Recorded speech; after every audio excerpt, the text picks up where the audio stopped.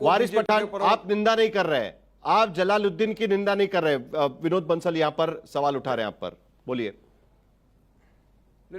मेरे तो सवाल का कोई जवाब ही नहीं दे रहा। मैं तो उनको ये बोल रहा हूँ कि देश संविधान से चलेगा या बुलडोजर की पॉलिटिक्स से, उनके पास तो जवाब ही नहीं है। मैं बोल रहा हूँ देश सुप्रीम कोर्ट की गाइडलाइन से चलेगा क्या, तो अपनी मनमानी से चलेगा। जब सुप्रीम कोर्ट ने खुद कहा कि आप इस तरह से अगर इलीगल अतिक्रमण भी है तो भी आप बुलडोजर नहीं चला सकते, आपको कोर्ट का प्रोसीजर फॉलो करना है, लॉ फॉलो करना है, मगर जवाब नहीं दे रहे। तो इस तरह से दिशा में देश को कर ले जाएंगे और यहाँ बैठ के खाली चिल्लाने से तो काम नहीं होगा। देखो मैं विनोद बंसल बोल रहा था, मैं खामोश बैठा था, अब इनको लगी मिर्ची क्योंकि मैं सत्य बोल दिया, इनका भांडा फोड़ दिया। अब इनको लगा अब क्या होगा, सब इनके जो वीएचपी वाले इनको गाली बकेंगे कि तुम बोल नहीं सके, तो बीच में बोलना जरूरी हो जाता है इन लोगों के लिए।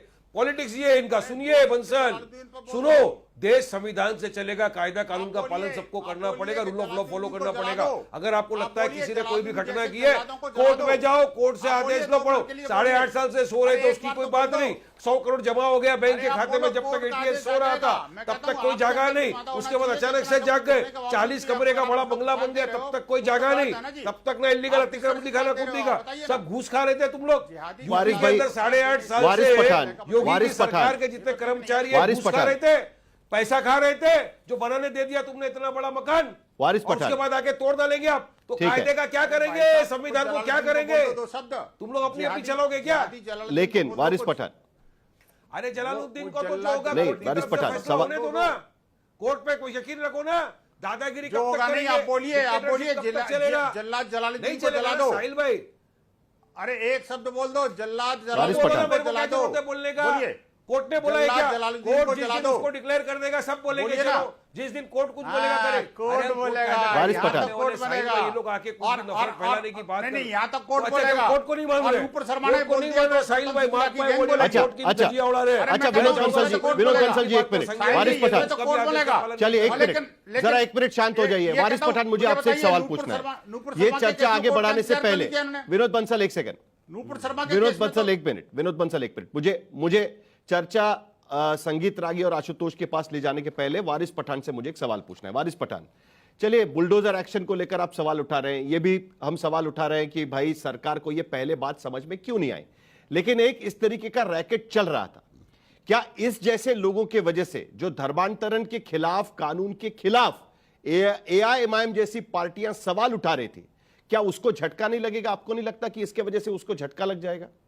क्योंकि जो ये कर रहा है वो तो दिख रहा है, देखिए साहिल, उसको लेकर सवाल उठाए जा रहे हैं, उसको लेकर जांच चल रही है। आपको नहीं लगता ऐसे लोगों पर कार्रवाई होनी चाहिए? साहिल भाई आपकी, साहिल भाई ऐसे लोग कहीं से भी हो, जो भी कायदा कानून के विरुद्ध काम करे तो उसके खिलाफ प्रतिक्रिया है, रूल ऑफ लॉ फॉलो करे। उसको अगर वो होता है कि उसने गलत काम किया, इलीगल किया है, फोर्सफुली किया है, तो कोर्ट कायदा कानून है वो फैसला सुनाएगा। मगर यहाँ बात ये है साहिल भाई, कि लोग कोर्ट कायदे कानून के फैसले को नहीं मान रहे, ये लोग खुद की दादागिरी, खुद की डिक्टेटरशिप को मान के बस तोड़ दो, बस फोड़ दो, ऐसा नहीं चलता है साहिल भाई। आप जानते हो पत्रकार नहीं, लेकिन वारिस पठान, ये बात भी तो सच्चाई है ना कि 31 जुलाई 2024 तक धर्मांतरण कानून के तहत 835 मामले दर्ज हो चुके हैं। 835, 2708 लोगों को गिरफ्तार किया जा चुका है, तो कहीं ना कहीं कार्रवाई भी चल रही है ना उसको लेकर, और जलालुद्दीन जैसे लोग उसमें एडिशन है, और इसी के वजह से तो सवाल उठते हैं कि भाई इस पर कार्रवाई होनी चाहिए कि नहीं होनी चाहिए। कार्रवाई चल रही है, लड़कियों को फंसाकर देश के बाहर ले जाया जा रहा था। देखिए कोई भी अगर नहीं तो गलत, कोई भी गलत काम कर रहा है, कायदे कानून के विरुद्ध काम कर रहा है, तो हम उसका कंडेम करते हैं। लेकिन अगर वो एक्यूज है, कोर्ट के सामने है, तो कायदे से चल रहा है ना। मगर यह बात साइन यही हो रही है कि कायदे कानून का पालन नहीं हो रहा है ना। 100 करोड़ रुपए बैंक के अकाउंट में आ गया। यूपी की एटीएस क्या कर रही थी बताइए मेरे को? 40 रूम का मकान इतना बड़ा आलीशान बन गया, अगर तब तक ये सो रहे थे। मतलब 8.5 साल से यूपी के अंदर भ्रष्टाचार चल रहा था। यूपी के प्रशासन अधिकारी सब पैसा खा रहे थे, जिन्होंने इस तरह का मकान बनाने की इजाजत किया, उनके खिलाफ कोई कार्रवाई नहीं होगी। आज उत्तर प्रदेश के मुख्यमंत्री भाषण कर रहे थे और उन्होंने एक बार फिर इस बारे में साफ शब्दों में कह दिया है कि इस तरीके के तत्वों पर हम कार्रवाई करेंगे, और उनको राष्ट्रद्रोही तत्व भी करार दे दिया है। यूपी की पॉलिटिक्स में एक बार फिर संभल जैसे मुद्दे, और उसके बाद अब एक बार फिर धर्मांतरण का मुद्दा जोर पकड़ सकता है। चुनाव होने वाले 1-2 साल में जब भी होंगे तब होंगे, लेकिन उससे पहले एक बार फिर यह मुद्दा गर्म हो जाएगा। आशुतोष, देखिए साहिल, बिल्कुल आपने सही कहा। धर्मांतरण कहीं भी हो, किसी भी तरीके का हो, जबरदस्ती से किया गया हो, लालच से किया गया हो, उसकी निंदा की जानी चाहिए और ऐसे लोगों के खिलाफ कड़ी से कड़ी कार्रवाई होनी चाहिए। इसमें तो कोई किसी को आपत्ति नहीं हो सकती। इसमें तो विनोद जी को भी आपत्ति नहीं होनी चाहिए, वारिस पठान को भी आपत्ति नहीं होनी चाहिए। अगर ये जलालुद्दीन नाम का आदमी जबरदस्ती लड़कियों को का धर्मांतरण करा रहा था और उसको पकड़ा गया है, तो जाहिर सी बात उसके खिलाफ कार्रवाई होनी चाहिए। लेकिन जो प्रश्न दो इसमें बड़े महत्वपूर्ण, एक प्रश्न इस बात को लेकर है, चूंकि उसका नाम जलालुद्दीन है इसलिए आप सिलेक्टिव रहेंगे क्या? भाई यही भाषा मैं सुनना चाहता था जब आसाराम के खिलाफ कार्रवाई हुई, यही भाषा मैं सुनना चाहता हूं जब राम रहीम के खिलाफ कार्रवाई होगी।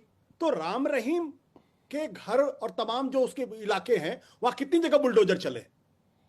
आप बार बार जल्लादी जिहादी जो कहना हो कहिए, लेकिन यह धर्म के नाम पे जो सेलेक्टिविटी है, यह भी तो कानून का एक तरीके से उल्लंघन है, संविधान का उल्लंघन है। मुझे अच्छी तरीके से याद है जब आसाराम के खिलाफ कार्रवाई हुई तो कितनी मुश्किल के साथ कार्रवाई हुई थी, क्या क्या नहीं हुआ था उसमें, और अंत तक उसको जस्टिफाई करने की कोशिश की गई थी। इसी तरीके से आप देख रहे हैं कि राम रहीम के को लगातार पैरोल मिल रहा, वो आदमी जो जिसके ऊपर हत्या का आरोप साबित हो गया है, लड़कियों से बलात्कार के आरोप साबित हुए हैं, उस पर इतनी मेहरबानी हरियाणा की बीजेपी सरकार क्यों कर रही? तो अपराध एक जैसा हो लेकिन उस पर देखने के नजरिया अलग अलग हो, इसकी भी निंदा होनी चाहिए। दूसरी बात यह कि जो बुलडोजर पॉलिटिक्स है जिसमें सुप्रीम कोर्ट ने एक बार नहीं बल्कि कई बार इस पर आपत्ति दर्ज की। अभी हाल में 1 अप्रैल को सुप्रीम कोर्ट ने कहा है कि यह हमारी अंतरात्मा पर गहरी चोट है, संविधान के खिलाफ है ये। और उसके पहले 24 नवंबर को सुप्रीम कोर्ट ने बाकायदा गाइडलाइंस जारी किया था।